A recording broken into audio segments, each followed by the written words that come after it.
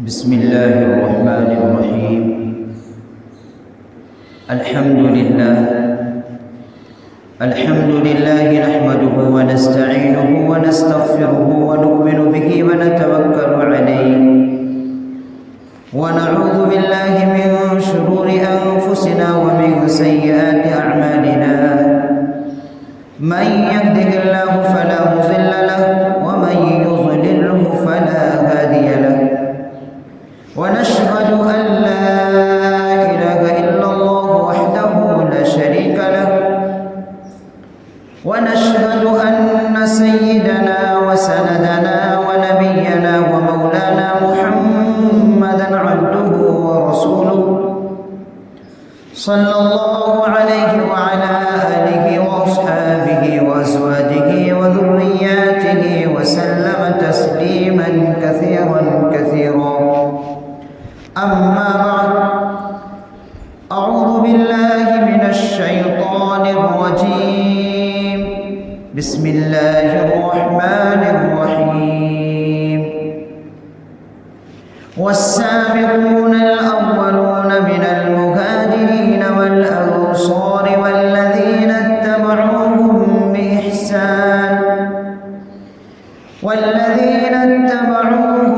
بإحسان رضي الله عنهم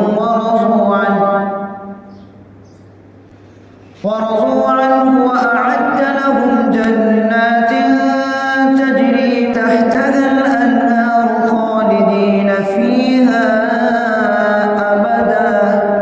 ذلك الفوز العظيم. صدق الله العلي العظيم وصدق رسوله النبي الكريم. محترم بزرگوں اور عزیز ساتھیوں اور میری عزت دار ماں اور بہنوں، اللہ تبارک و تعالی نے انسانوں کی ہدایت کے لیے انبیاء کرام کا سلسلہ جاری فرمایا. چنانچہ سیدنا آدم علیہ السلام سے لے کر ہمارے آقا جناب محمد رسول اللہ صلی اللہ علیہ وسلم پر یہ سلسلہ ختم ہو گیا. نبوت کے دروازے کو بند کر دیا گیا. اللہ تبارک و تعالی نے پھر صحابہ کرام کی جماعت کو منتخب فرمایا اور تمام کے تمام صحابہ کرام قابل حق ہیں، قابل اعتبار ہیں، معیار حق ہیں اور قابل اتباع ہیں. ایک ادنا سادنا صحابی بھی پوری دنیا کے اولیاء کرام مل کر بھی اس کے مقام کو نہیں پہنچ سکتے. اصل جو مجھے آج کے جمعے میں جس جلیل القدر صحابی کا تذکرہ کرنا ہے وہ حضرت امیر معاویہ رضی اللہ عنہ ہے. چونکہ آج سوشل میڈیا کا زمانہ ہے اور اس کے سلسلے میں بہت کچھ بولا جا رہا ہے. حضرت امیر معاویہ رضی اللہ عنہ کو مظلوم شخصیت ہے کہ جن کے کارنامے کا تذکرہ جس انداز میں ہونا چاہیے تھا وہ نہیں ہوتا. ان کے کارناموں کو اور ان کی اچھائیوں کو دبایا جا رہا ہے، بلکہ ان کی اچھائیوں کو خامیاں بنا کر لوگوں کے سامنے پیش کی جا رہی ہے اور صحابہ کرام سے بغض پیدا کیا جا رہا ہے. ایک طبقہ ہے جو سیدنا حضرت امیر معاویہ رضی اللہ عنہ کو ظالم تک بھی کہتے ہیں. سیدنا حضرت امیر معاویہ رضی اللہ عنہ ان کی فضیلت کے لیے اور ان کے کارنامے کے لیے یہی کافی ہے کہ اللہ کے نبی صلی اللہ علیہ وسلم نے آپ کو کتابت وحی کے لیے منتخب فرمایا کہ اللہ کے نبی صلی اللہ علیہ وسلم پر جو قرآن کریم کی آیتیں اترتی تھی ان کو لکھنے کے لیے اللہ کے نبی صلی اللہ علیہ وسلم نے حضرت امیر معاویہ رضی اللہ عنہ کو منتخب کیا تھا. ان کو اور ایک زید بن ثابت رضی اللہ عنہ، یہ دو صحابی تھے اس وقت جو کتابت وحی کے نام سے مشہور ہوئے کہ اللہ کے نبی صلی اللہ علیہ وسلم پر جو وحی نازل ہوتی تھی وہ لکھ لیا کرتے تھے. چنانچہ جب آیت الکرسی جب نازل ہوئی اس وقت ان کو لکھنے کے لیے جو اللہ کے نبی صلی اللہ علیہ وسلم نے اگر کسی صحابی کو بلایا تو امیر معاویہ رضی اللہ عنہ کو بلایا. انہوں نے آیت الکرسی لکھی. اور قیامت تک پڑھی جائے گی. اور بادشاہ کے پاس جو خطوط لکھے جاتے تھے، اللہ کے نبی صلی اللہ علیہ وسلم نے کئی بادشاہ کے پاس خطوط لکھے، تو ان خطوط کو لکھنے حضرت امیر معاویہ رضی اللہ عنہ لکھا کرتے تھے. چنانچہ ایک مرتبہ اللہ کے نبی صلی اللہ علیہ وسلم نے ان کے بارے میں فرمایا کہ اللہ امیر معاویہ کو ہدایت یافتہ اور ہدایت پانے والا اور اس کے ذریعے سے لوگوں کو ہدایت عطا فرما. یہ اللہ کے نبی صلی اللہ علیہ وسلم کی دعا ہے ان کی وقت. یہ ان کے مقام کو، ان کی فضیلت کو بتایا جاتا ہے، جس کی گواہی اور جس کی دعا سرکار دو عالم صلی اللہ علیہ وسلم کر رہے ہیں، اس شخص کا مقام کیا ہوگا کہ ہدایت یافتہ اور اس سے ہدایت پانے والا اور اس کو ذریعے سے لوگوں کو ہدایت ملے، ایسی دعائیں کی گئی. اور ایک مرتبہ ایک موقع پر اللہ کے نبی صلی اللہ علیہ وسلم نے فرمایا کہ اللہ امیر معاویہ رضی اللہ عنہ کو قرآن کا علم عطا فرما، علم کا فہم عطا فرما، اور آخرت میں اس سے عذاب سے اس کی حفاظت فرما. اور ایک مرتبہ اللہ کے نبی صلی اللہ علیہ وسلم نے امیر معاویہ رضی اللہ عنہ کو بشارت دی، امیر معاویہ ایک وقت آئے گا کہ تم مسلمانوں کے حکمراں بنو گے، حکومت ملے گی، لیکن دیکھ یاد رکھنا تقوی اختیار کرنا، انصاف کے ساتھ حکومت کرنا. جب خلیفہ اول سیدنا ابو بکر صدیق رضی اللہ عنہ کا دور خلافت آیا تو ان میں مشہور جنگ ہوئی، جنگ یمامہ، جو مسلمہ کذاب جس نے اللہ کے نبی صلی اللہ علیہ وسلم کی دنیا سے پردہ فرمانے کے بعد اس نے نبوت کا دعویٰ کر دیا تھا، تو ان کی سرکوبی کرنے کے لیے جو لشکر بھیجا اس میں حضرت امیر معاویہ رضی اللہ عنہ بھی تھے. یہ اگرچہ سابقون الاولون میں شامل نہیں ہیں، لیکن جو میں نے خطبے میں جو آیت مبارکہ پڑھی ہے اس سے مراد ہے کہ اس آیت مبارکہ میں فرمایا والسابقون الاولون من المہاجرین والانصار، یہ دو طبقے ہیں جن کے لیے، لیکن ان دو طبقوں کے ساتھ جو چلنے والے ہیں ان کے لیے بھی اللہ تبارک و تعالیٰ نے رضا کے پروانے نصیب فرمائے. تو ایک روایت کے مطابق تو حضرت امیر معاویہ رضی اللہ عنہ فتح مکہ کے موقع پر مسلمان ہوئے، لیکن بعض محققین یہ فرماتے ہیں کہ مسلمان تو پہلے ہو چکے تھے، لیکن فتح مکہ کے وقت انہوں نے اپنے اسلام کو ظاہر کیا. دونوں روایتیں رہتی. اور جنگ یمامہ میں وہ فرماتے ہیں ایک روایت کے مطابق کہ مسلمہ کذاب کو قتل کرنے والے حضرت امیر معاویہ رضی اللہ عنہ تھے. دوسرے روایت میں اور بھی صحابہ کا نام آتا ہے، لیکن ایک روایت میں ہے کہ ان کو قتل کرنے والا جنہوں نے جھوٹی نبوت کا دعویٰ کیا تھا، اس کے قتل کرنے والے حضرت امیر معاویہ رضی اللہ عنہ. سیدنا ابو بکر صدیق رضی اللہ عنہ اپنے دور خلافت میں ان کو گورنر بنایا. پھر جب امیر المومنین حضرت عمر بن خطاب رضی اللہ عنہ کا زمانہ آیا تو انہوں نے بھی شام کے علاقے کا ان کو گورنر بنایا، امیر معاویہ رضی اللہ عنہ. اور حضرت عمر فاروق رضی اللہ عنہ کی عادت یہ تھی کہ زیادہ تر دیر تک کسی کو گورنر کے عہدے پر نہیں رکھتے تھے، 2 سال 3 سال کے بعد ان کو معزول کر دیتے. لیکن امیر معاویہ رضی اللہ عنہ کی ان کی صلاحیت کو دیکھ کر، ان کی قابلیت کو دیکھ کر یہ ان کو فخر حاصل تھا کہ اپنے دور عہدی میں ان کو ہٹایا نہیں، گورنر بنے رہے. اللہ کے نبی صلی اللہ علیہ وسلم ایک مرتبہ ام حیرہ رضی اللہ عنہ کے گھر میں آرام فرما رہے تھے. اچانک آپ نے خواب دیکھا اور آنکھ سے بیدار ہوئے تو آپ مسکرا رہے تھے. انہوں نے پوچھا کہ اللہ کے نبی صلی اللہ علیہ وسلم آپ کی مسکرانے کی کیا وجہ ہے؟ فرمایا کہ میری امت کے کچھ لوگ ہوں گے، کچھ جو سمندر پر کشتیاں چلا رہے ہوں گے اور اللہ کے لیے وہ جہاد کر رہے ہوں گے، اور ان مجاہدین کا ثواب ایسا ہوگا جیسے جنگ بدر میں شرکت کرنے والے صحابہ کا ثواب. تو مہیرہ رضی اللہ عنہ نے فرمایا اللہ کے نبی آپ دعا فرمائیں کہ میں بھی اس جماعت میں ان مسلمانوں ان مجاہدین میں بھی شامل ہوں. چنانچہ یہ بھی کارنامہ حضرت امیر معاویہ رضی اللہ عنہ کے زمانے میں انہوں نے جب جنگی بحری پہلے جو جنگ ہوتے تھے وہ خشکی میں ہوتے تھے، لیکن امیر معاویہ رضی اللہ عنہ کے زمانے میں بحری بیڑا تیار کیا گیا اور پھر سمندر میں بھی مجاہدین کے لشکر دوڑنے لگے.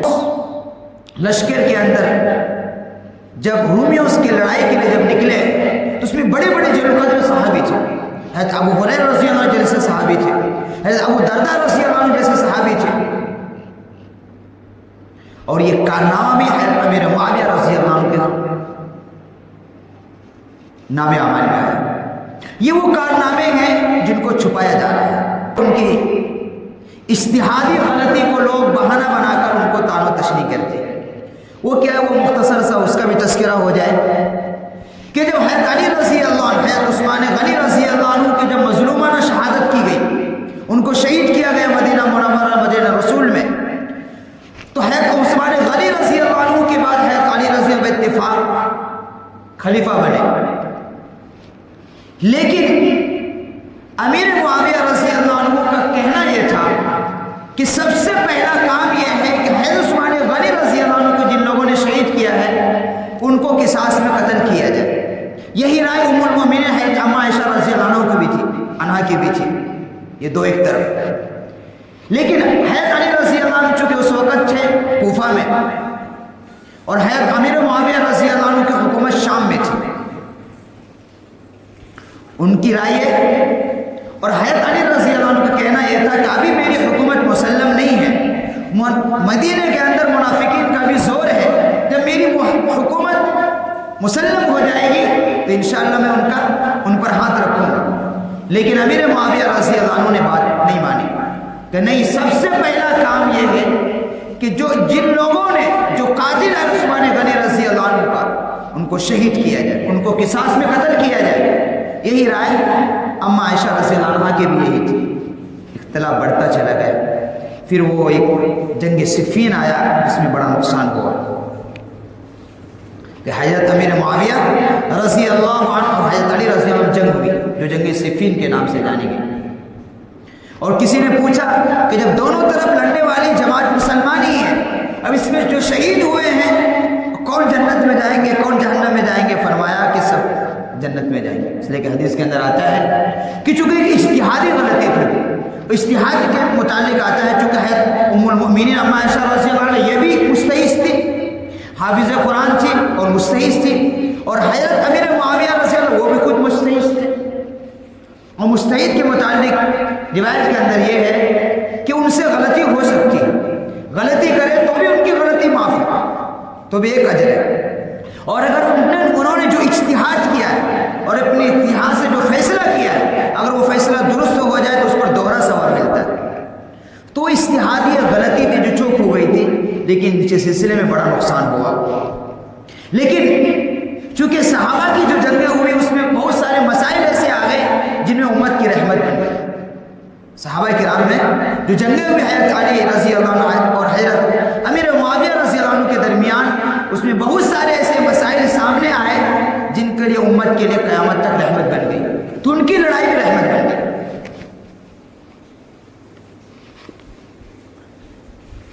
خیر، جب حضرت علی رضی اللہ عنہ بھی شہید ہو گئے، اس کے بعد حضرت حسن رضی اللہ عنہ خلافت بنے، پھر صرف 6 مہینہ خلافت بنے، یہ بھی ہونا ضروری تھا، اس لیے کہ اللہ کے نبی صلی اللہ علیہ وسلم نے فرمایا کہ میری دنیا سے پردہ فرمانے کے بعد 30 سال تک خلافت کا سلسلہ چلے گا۔ چونکہ حضرت علی رضی اللہ عنہ کی خلافت جب ان کی شہادت ہوئی اس وقت 30 سال پڑنے میں 6 مہینے باقی تھے، 6 مہینے خلیفہ رہے حضرت حسن رضی اللہ عنہ، حضرت حسین نہیں، حضرت حسن رضی اللہ عنہ۔ چنانچہ جب 6 مہینے مکمل ہو گئے، انہوں نے دیکھا کہ مسلمان جو اس وقت انتشار کے عالم میں 2 فریق میں منتشر تھے مسلمان، تو حضرت حسن رضی اللہ عنہ کی رائے یہ ہوئی، انہوں نے اس وقت جو بڑے بڑے صحابہ کرام تھے ان سے مشورہ کیا اور اپنے بھائی حضرت حسین رضی اللہ عنہ سے مشورہ کیا، میں یہ نہیں چاہتا کہ مسلمان آپس میں لڑتے رہیں اور دشمنوں کو موقع ملے، اس لیے میں صلح کرنا چاہتا ہوں۔ اور اللہ کے نبی صلی اللہ علیہ وسلم نے ایک مرتبہ حضرت حسن رضی اللہ عنہ کے متعلق بشارت دی تھی کہ ان کے ذریعے سے اللہ تبارک و تعالیٰ 2 مسلمانوں کی بڑی جماعت کے درمیان صلح کرائے گا۔ وہ بھی اللہ کے نبی صلی اللہ علیہ وسلم کی پیشین گوئی ثابت ہوئی کہ حضرت حسن رضی اللہ عنہ خود تشریف لے گئے حضرت امیر معاویہ رضی اللہ عنہ کے پاس، ان کے ہاتھ پر بیعت کی، اور بڑے اتفاق حضرت امیر معاویہ رضی اللہ عنہ خلیفہ بنے۔ اور جب پورا اتفاق پیدا ہو گیا اور تقریباً 20 سے 23 سال تک زبردست حکومت کی، اور 65 لاکھ مربع میل پر یعنی آدھی دنیا پر حکومت کی انہوں نے، اور اسلام کا پرچم لے رہا ہے کون؟ حضرت امیر معاویہ رضی اللہ عنہ جن کے کارنامے کو آج چھپایا جا رہا ہے. آدھی دنیا پر حکومت کی اور اسلام کا پرچم لہرایا، اور اس وقت مسلمانوں کے درمیان اتنے فتوحات ہوئے کہ جس طرح مسلمان قدم بڑھاتے فتح یاب ہو، کامیابی ملی.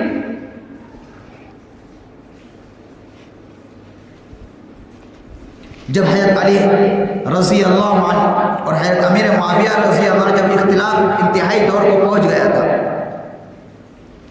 تو دشمنان اسلام کو موقع ملا. انہوں نے سوچا کہ چونکہ امیر معاویہ رضی اللہ شام میں ہیں اور حضرت علی رضی اللہ عنہ کوفہ میں بیٹھے، مدینہ منورہ جو کیپٹل ہے وہ خالی ہے، تو دشمنان اسلام کو یہ موقع ملا کہ اس نے فوج کو الرٹ کر دیا کہ ہم مدینہ پر حملہ کریں. یہی سازش آج یہودیوں کی ہے. وہ جو آپ نے ایک نام سنا ہوگا گریٹر اسرائیل، ان کا ایک خواب ہے جو انشاءاللہ اس کا خواب پورا ہونے سے پہلے اسرائیل کا نقشہ اس دنیا سے ختم ہوگا. اس لیے کہ جب تک اسرائیل کا نقشہ اس دنیا پر رہے گا وہ فتنہ فساد اور وہ کرتے رہیں گے اور دنیا کا عمل خراب کرتے رہیں گے. تو انہوں نے جب اس کی بھنک حضرت امیر معاویہ رضی اللہ عنہ کو پڑھی کہ یہ حملہ کرنے والا ہے تو انہوں نے خط لکھا فوراً، کہا اے کتے سے تعبیر کی اس کو، اے یمن کے کتے، اگر تو نے مدینہ پر حملہ کرنے کی سوچا بھی کہ تم ہمارے آپس کے اختلاف کا فائدہ اٹھا رہے ہو تو امیر معاویہ حضرت علی رضی اللہ عنہ کا سپاہی بن کر تمہاری فوج سے مقابلہ کرے گا. جب اس کی خبر حضرت علی رضی اللہ عنہ کو پہنچی تو انہوں نے بھی اسی الفاظ میں خط لکھا یمن کے گورنر کو کہ اے یمن کے کتے، اگر تو نے سوچا بھی اور اپنی فوج کو مدینے کا رخ کیا تو حضرت علی بھی امیر معاویہ کا سپاہی بن کر تمہاری فوج سے مقابلہ کرے. بلاخر اس کی ہمت نہیں ہوئی پھر آگے بڑھنے.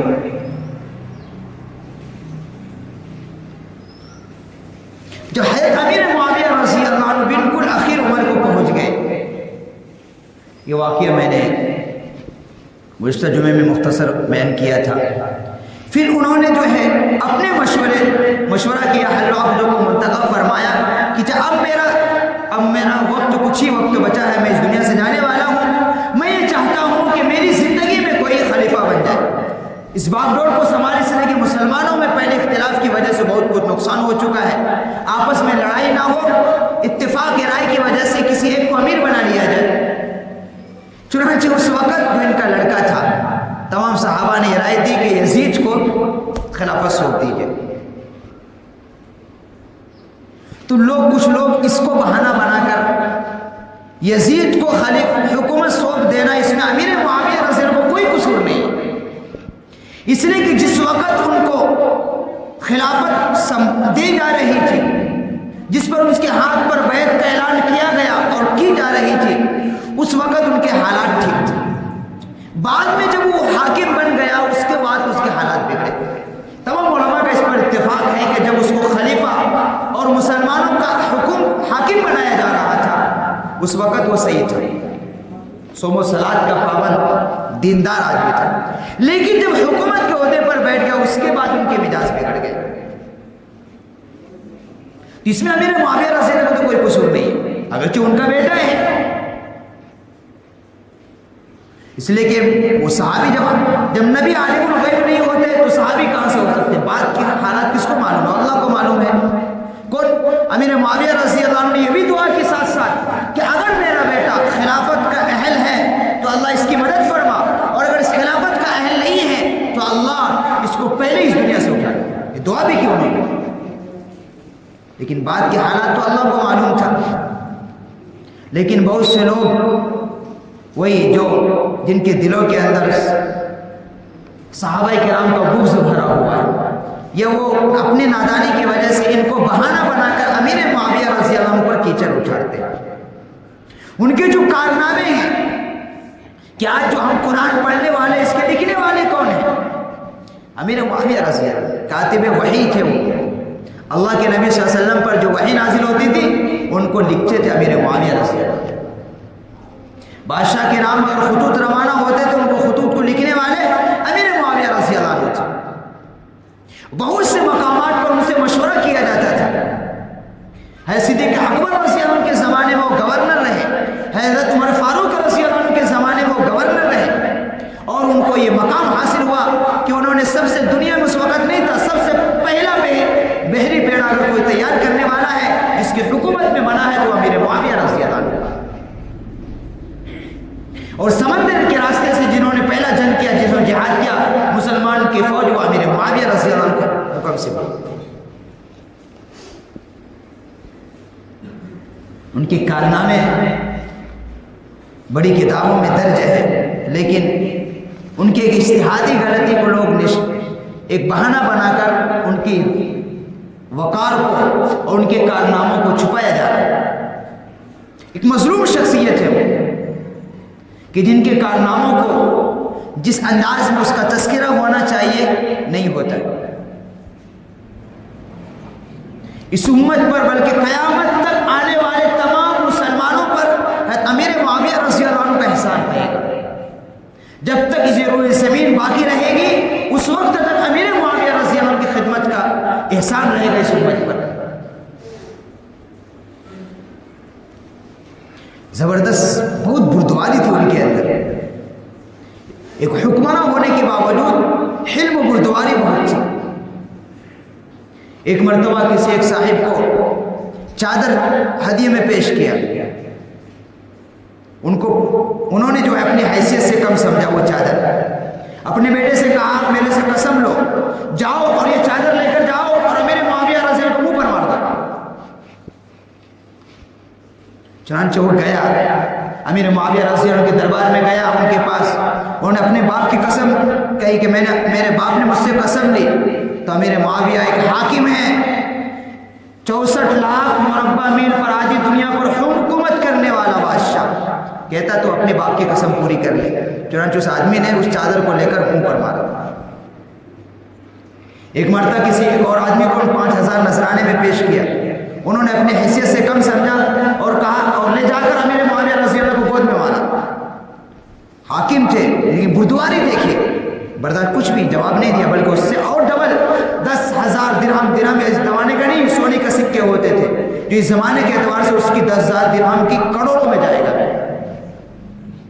جب امیر معاویہ رضی اللہ عنہ جب خلافت کے زمانے میں انہوں نے امہات المؤمنین کی بڑی خدمت کی، بڑے ہدیہ تحائف بھیجتے تھے۔ چنانچہ ایک مرتبہ عائشہ رضی اللہ عنہ کے پاس 1 لاکھ درہم بھیجے۔ وہ آپ نے قصہ سنا ہوگا کہ اماں عائشہ رضی اللہ عنہ نے ان کو مکمل تقسیم کر دیا، یہاں تک کہ اس دن وہ روزے سے بھی تھی، اور افطار کا وقت جب ٹائم آیا پوچھا خادمہ نے کہ اگر آپ 1 درہم بچا لیتی ہم اس کا گوشت لے آتے اور اس سے افطار کر لیتے۔ فرمایا کہ آپ کہنے سے کیا فائدہ، اب تانا دینے کا کوئی فائدہ نہیں، پہلے بولتی تو میں کر لیتا۔ تو امیر معاویہ رضی اللہ عنہ نے اسی طریقے سے امہات المؤمنین کی بڑی ہدیہ تحائف دیتے تھے، ان کے پاس خدمت کرتے تھے۔ ان کے زمانے میں چونکہ فتوحات کا دروازہ بہت کھلا تھا، جس طرح مسلمان گئے اللہ نے مدد فرمائی، چونکہ اس وقت کہیں لڑائی نہیں تھا، آپس میں مسلمان متحد تھے، اور تمام جتنے صحابہ کرام تھے سب نے امیر معاویہ رضی اللہ عنہ پر اتفاق کر لیا تھا۔ یہ مختصر جو اہم چیز تھی وہ ہم نے آپ کے سامنے ذکر کی، ورنہ امیر معاویہ رضی اللہ عنہ وہ شخصیت ہے کہ جن کے کارنامے اگر پڑھتے جائیں، پڑھنا چاہیے کہ ان کے اوصاف کو اجاگر ہونا چاہیے، ان کے جو کردار ہیں، ان کے جو کارنامے ہیں، ان کے جو اندر جو حلم و بردباری تھی، ان کے اندر جو تواضع تھا، ان کے اندر جو فیصلہ کرنے کی جو قوت تھی، یہ سب اجاگر ہونا چاہیے، اس کا تذکرہ ہونا چاہیے، نہ یہ نہ کہ ان کی اجتہادی غلطی کو کہ جس کو اللہ کے نبی صلی اللہ علیہ وسلم اور اللہ نے ان کے لیے معافی کا اعلان کر دیا۔ تمام صحابہ کرام ہمارے لیے معیار حق ہے، کچھ اگر ان سے غلطی بھی ہوئی تو اللہ نے ان کو معاف فرما دیا اور آخرت کے عذاب سے ان کو محفوظ کر دیا۔ اب کوئی بھی آدمی صحابہ کے بارے میں کوئی زبان نہیں چلا سکتا، وہ خود اپنے عالیہ جہنم کا دروازہ کھول رہا ہے اور وہ اپنے لیے جہنم کا جانے کا دروازہ آسان کر رہا ہے۔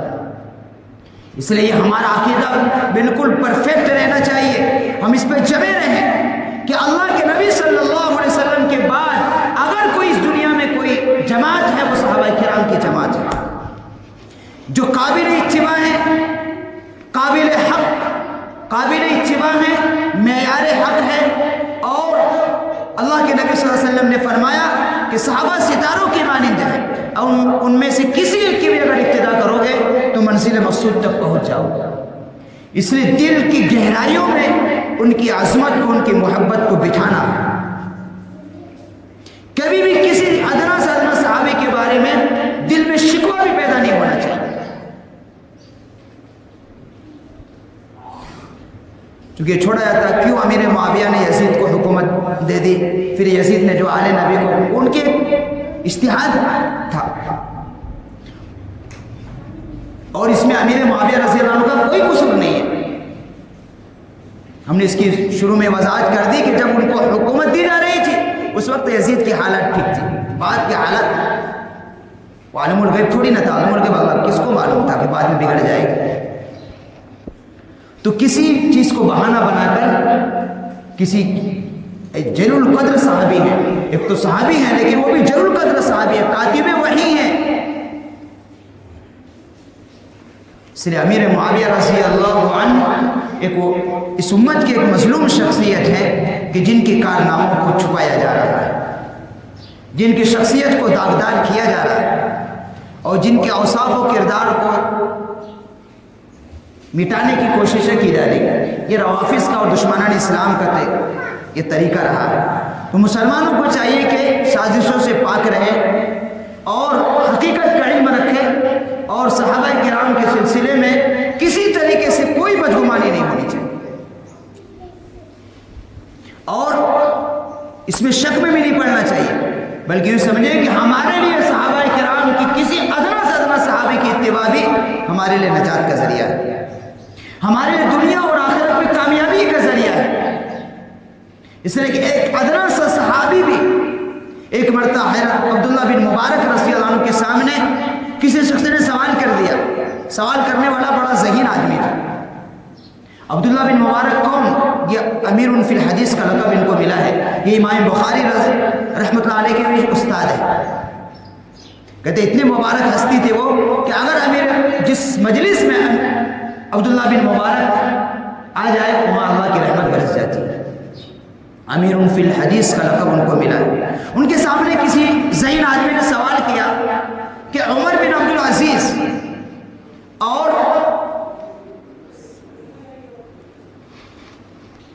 امیر معاویہ ان دونوں میں کون بہتر ہے؟ کیا سوال کیا اس نے؟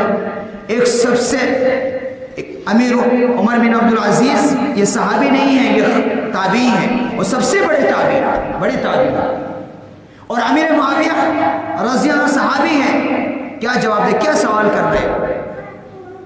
تمہاری عقل کو کیا ہو گیا؟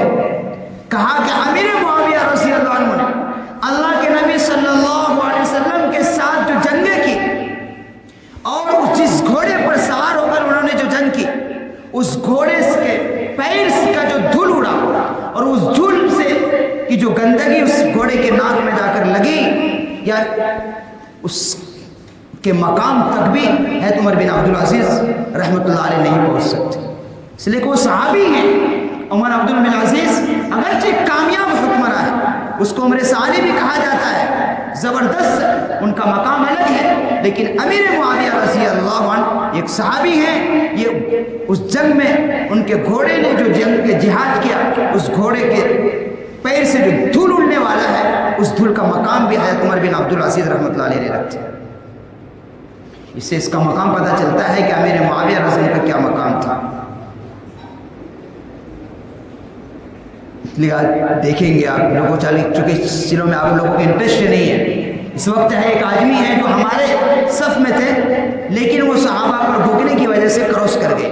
امیر معاویہ رضی اللہ عنہ پر بہت کچھ بولا جا رہا ہے، یہ نادانی ہے، ان کے علم کی سخت غلطی ہے، اور یہ گمراہی ہے، اپنے آپ کو جہنم کے لیے راستہ ہموار کرنا ہے۔ تو ہمارے لیے یہ بات ہمیں بالکل ذہن صاف کر لینا چاہیے کہ تمام کے تمام صحابہ معیار حق ہیں، ہمارے لیے قابل اتباع ہیں. ہم کسی ادنا سے صحابی کی بھی اگر پیروی کر لیں گے تو ہمارے لیے جنت کا راستہ آسان ہے. اور اگر ہم کسی بھی صحابی سے اگر ہمارے دلوں کے اندر بغض پیدا ہو جائے گا، نفرت پیدا ہو جائیں گی، ہم اللہ کی عبادت کرتے ہوئے بھی ہلاک ہو جائیں گے. یہ ذہن میں بٹھا لینا چاہیے. اللہ کی عبادت کرتے ہوئے بھی ہم گمراہ ہو جائیں گے. اس لیے وہ ہمارے لیے ایمان کا درجہ رکھتے ہیں. صحابہ پر ایمان رکھنا، صحابہ کو حق سمجھنا، قابل حق سمجھنا، قابل اتباع سمجھنا، اور اللہ کے نبی صلی اللہ علیہ وسلم نے جو ان کے لیے بشارت دی اس کو بھی حق سمجھنا. اور قرآن کریم نے بجا مختلف جگہوں پر صحابہ کرام کی جو تعریفیں کی اس کو ہمارے سامنے رہنا چاہیے کہ کہیں اللہ کے نبی قرآن خود ان کے بارے میں کہا وَكُلًّا وَعَدَ اللَّهُ الْحُسْنَى، کہ سب کے لیے یعنی تمام کے تمام صحابہ کرام مراد ہے، سب کے لیے اللہ تبارک و تعالیٰ نے حسنہ کا وعدہ کر رکھا ہے، وہ جنت ہے. اور قرآن کریم کی جو ہم نے خطبے میں آیت پڑھی وَالسَّابِقُونَ الْأَوَّلُونَ مِنَ الْمُهَاجِرِينَ وَالْأَنصَارِ وَالَّذِينَ اتَّبَعُوهُمْ بِإِحْسَانٍ رَضِيَ اللَّهُ عَنْهُمْ وَرَضُوا عَنْهُ، کہ اللہ اپنی رضا کی پروانے بھی دے رہے ہیں ان لوگوں کو. اور آگے خود قرآن کہہ رہا ہے وَأَعَدَّ لَهُمْ جَنَّاتٍ تَجْرِي تَحْتَهَا الْأَنْهَارُ، کہ ان کے لیے جنت، کیسی جنت جس کے نیچے نہریں. تو ہمارے لیے صحابہ کرام قابل اتباع ہے. اور کبھی انجانے میں بھی کسی صحابی کے سلسلے میں دل میں تقدر پیدا نہیں ہونا چاہیے، ورنہ اپنے لیے خطرہ ہے، ایمان کا خطرہ ہے.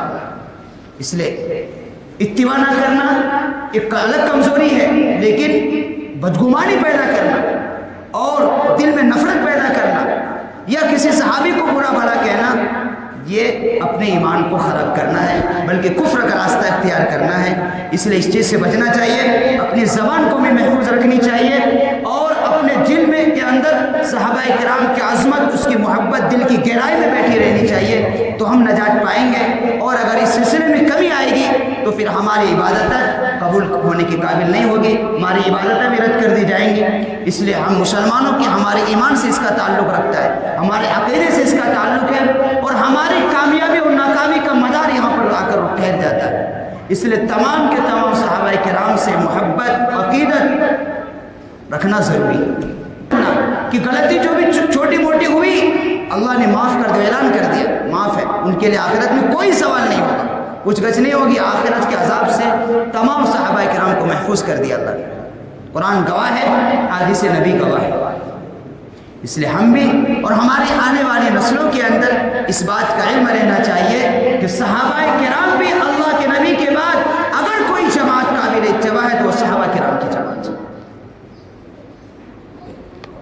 اتنی بات بھی اگر سمجھ میں آ گئی تو ہمارا یہ آدھا گھنٹہ کا بولنا کامیاب ہو جائے گا.